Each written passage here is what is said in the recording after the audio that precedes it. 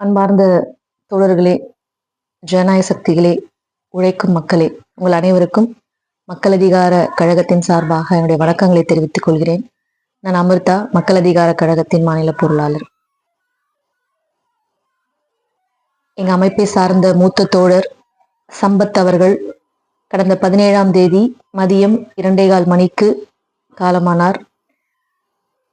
அவர் கடந்த 50 ஆண்டுகளாக தான் ஏற்றுக்கொண்ட மார்க்சிய லெனினிய அரசியலுக்காக தன் இறுதி மூச்சு வரை எந்தவித சமரசமும் இல்லாமல் செயல்பட்ட தோழர்.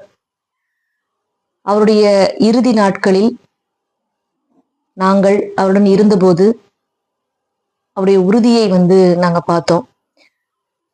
குறிப்பா அவர் இறப்பதற்கு முன்னால் தான் அவருடைய மருத்துவமனைக்கு நான் நேர்ல சென்று அவரை பார்க்கிறேன்.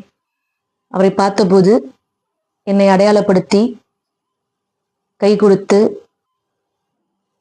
அமிர்தா என்று என்னை அழைத்து பேசினார்.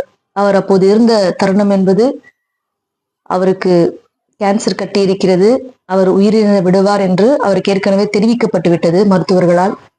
தான் இறக்கப் போகிறோம் என்ற அந்த தருவாயில் கூட என்னுடைய கையை பிடிச்சுக்கிட்டு அமிர்தா அப்படின்னு சொல்லி, நமக்கு குழந்தை இருக்கலாம், குடும்பம் இருக்கலாம், ஆனால் நாம் இறுதி வரை இந்த சமூகத்துக்காக, சமூக மாற்றத்திற்காக செயல்பட வேண்டும் அப்படின்றத என்கிட்ட சொன்னாரு.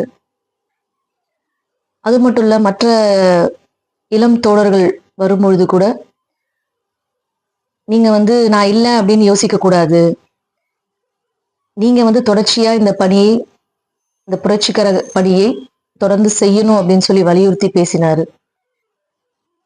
எனக்கு கொஞ்சம் வலியா இருக்கு, கொஞ்ச நேரம் கழிச்சு வாங்க அப்படிங்கறதான் என்கிட்ட சொன்னாரு. ஆனால் என்னிடம் பேசியதற்கு பிறகு, அதற்கு பிறகு யாரிடமும் பேசுவதற்கான அந்த உடல்நிலை அவருக்கு ஒத்துழைக்கல.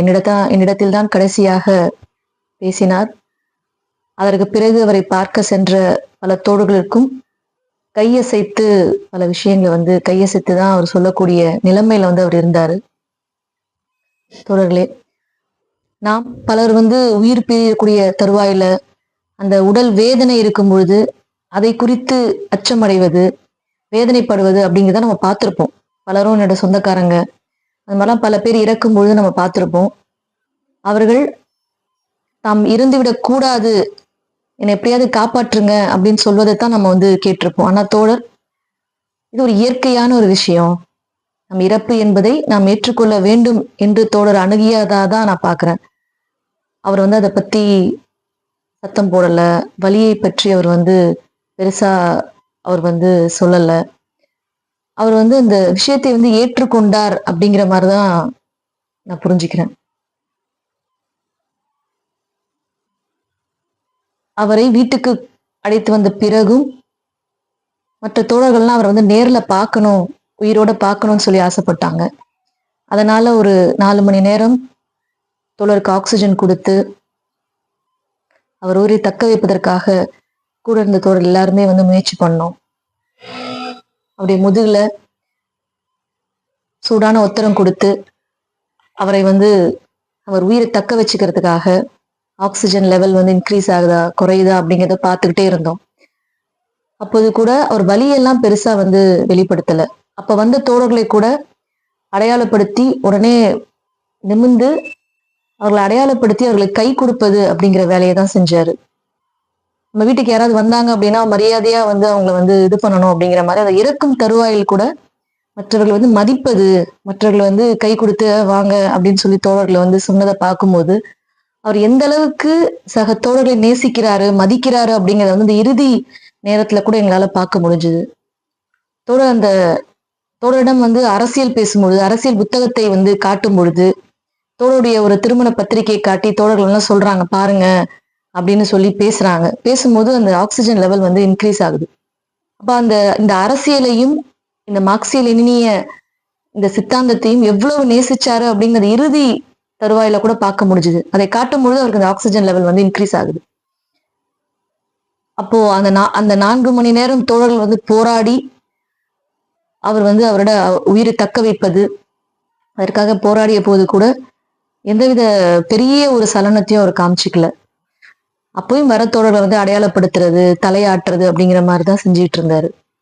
நம்ம வந்து பல பேரை பார்த்திருப்போம். தன்னோட இறுதி அதாவது நம்ம திருமணமே செஞ்சுக்காம இருந்த பல பேரை பார்க்கும்பொழுது, இறுதி நாட்கள்ல நமக்கு துணை இல்ல அப்படின்றலாம் யோசிக்கிறத பார்த்திருப்போம். ஆனா தோழர் தான் ஏற்றுக்கொண்ட அரசியலுக்காக திருமணம் செய்து கொள்ளாமல், தன்னுடைய இறுதி மூச்சு வரை அதற்கு உறுதியாக இருந்து, எந்தவித சமரசமும் இல்லாமல் செயல்பட்டார் என்பதை அவருடைய இறுதி நாட்கள்லயும் நாங்க வந்து பார்க்க முடிஞ்சது. தோழரை பொறுத்த வரைக்கும் அரசியல்ல எந்த சமரசமும் கிடையாது. சொந்த வாழ்க்கையில எளிமை, அர்ப்பணிப்பு, எதை பற்றியும் எதுவும் அவர் வந்து சேர்த்து வச்சுக்கல. எதை பற்றியும் அவர் வந்து கவலைப்பட்டதில்ல.